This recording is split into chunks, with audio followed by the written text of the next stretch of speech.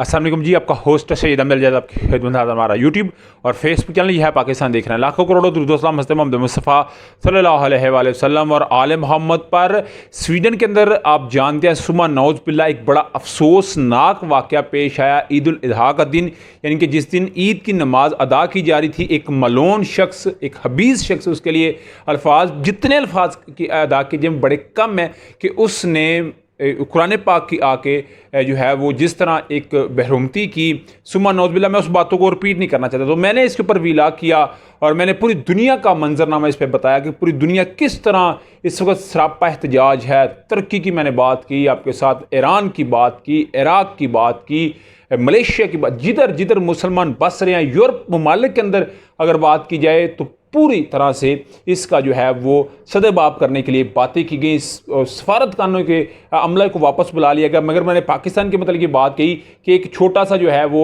एक वजारत जो है हारजा, उसने एक मरासा लिखा और इससे मेरा हाल है, क्योंकि हम 57 ममालिक में वाहिद ऐसे मुल्क हैं अल्हम्दुलिल्लाह अल्हम्दुलिल्लाह, ये बड़ा तुर्रा इम्तियाज़ है हमारा, जो पूरी दुनिया के लिए एक बड़े जो है वो ख़तरे की लामत हमें समझते हैं कि जी पाकिस्तान के पास बड़ी हमारी अल्हम्दुलिल्लाह इस बात पे दहशत है, इस बात पे हमें फ़ख्र है कि हम एटमी ताकत है। तो उसकी तरफ से जवाब बड़ा लूज़ आ रहा था। मगर आज जी मेरा ख्याल है ये पूरी की पूरी पाकिस्तानी अवाम तैयार है। सबसे पहले मैं आपको बता दूँ, कल जुम्मे के दिन कोई रंग, नस्ल, सियासी जमात, कोई आपस में लड़ाई झगड़ा किसी का नहीं होगा। कल जुम्मे की नमाज के बाद पूरे पाकिस्तान के अंदर स्वीडन वाक़े के ख़िलाफ़ निकला जाएगा इंशाअल्लाह ताला। देखिए हमने किससे इजहारी यकजहती करनी है, हमारा तो ईमान ही मुकम्मल तब होता है कि जब हम इन चीज़ों के ऊपर जो है वो पुख्ता यकीन रखें, क्योंकि आसमानी किताबों पर, आसमानी किताबों में कुरान पाक अव्वल नंबर पे है। तो इसके ऊपर जब तक किसी का सुमा नौज़बिल्ला अपना कोई ईमान का जज्बा नहीं निकलेगा, उस वक्त तक तो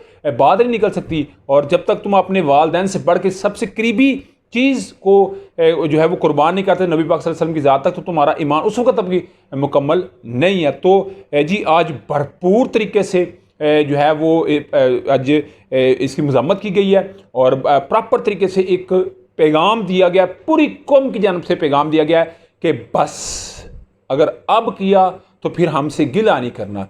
जी आज पार्लियामान का एक मुश्तरका इजलास था और इन चीज़ों के ऊपर मेरी आपसे गुजारिश है, बड़ी हम्बल्ड गुजारिश है कि सियासत को बालातर कर दिया करे, क्योंकि कल क़यामत के दिन हमसे ये सवाल नहीं होना कि तुम्हारा किस सियासी जमात से तल्लुक़ था। हमारा सिर्फ ये सवाल होना है कि बताओ कि तुमने हमारी जब हो रही थी बेरुमती, तुमने कितनी आवाज़ उठाई। ईमान का सबसे कमज़ोर तरीन जो है वो हिस्सा है कि किसी को इस बुरे आप काम होते देखें ना, सबसे पहले उसके हाथ से जाकर रोको। अगर हाथ से नहीं रोक सकते तो उसको मुंह से बुरा भला करो, अगर मुंह से भी नहीं कह सकते उसे दिल में ही बुरा भला कहो। ये ईमान का सबसे कमज़ोर तरीन जो है वो हिस्सा है। और अल्हम्दुलिल्लाह हम हाथ से तो नहीं मगर मुंह से इस चीज़ को कंडेम्ड कर रहे हैं, करते रहेंगे जब तक सांस में सांस है। इंशाअल्लाह ताला आपसे करवाते भी रहेंगे क्योंकि हमारा ईमान है।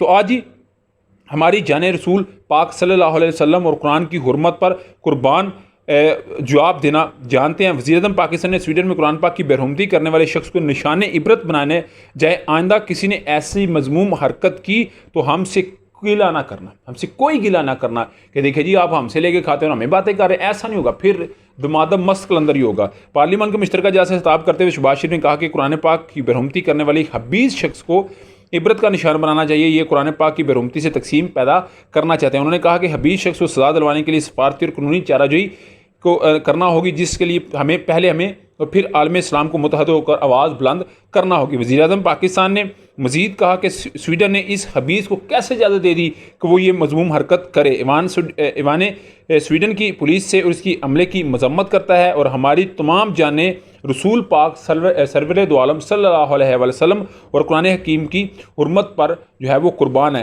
वज़ीर-ए-आज़म ने कहा कि कुरान मुक़द्दस का नज़ूल रसूल पाक सल्लल्लाहु अलैहि वसल्लम पर हुआ, जो आखिरी किताब है और इसमें दुनिया की सब्र व एसार की तलकीन की गई है, मगर एक ख़ास मकसद की तहत इस्लाम और इस्लामोफोबिया के ख़िलाफ़ आग भड़काई जा रही है, ताहम मुसलमान और ईसाई आपस में लड़ें। और डेफिनेटली इसका जो है वो अल्टीमेटली मुसलमानों को एक साइड पे लगाने का तरीका। शहबाज शरीफ ने कहा कि स्वीडन वाक़ई के खिलाफ जुम्मे 7 जुलाई को मुल्क भर में यौम तक़दीस कुरान मनाकर दुनिया को पैगाम देंगे कि और मुतालबा करेंगे कि घिनौने काम में मुलव्वस शख्स को सज़ा दी जाए। तमाम सियासी और मजहबी जमातें मिलकर एहतजाज करें। स्वीडन वाक़े पर मुल्क भर में एहतजाजी रैलियाँ होंगी। और मैंने आपको पहले कहा है कि आपने प्रॉपर तरीके से इसमें शिरकत करनी है।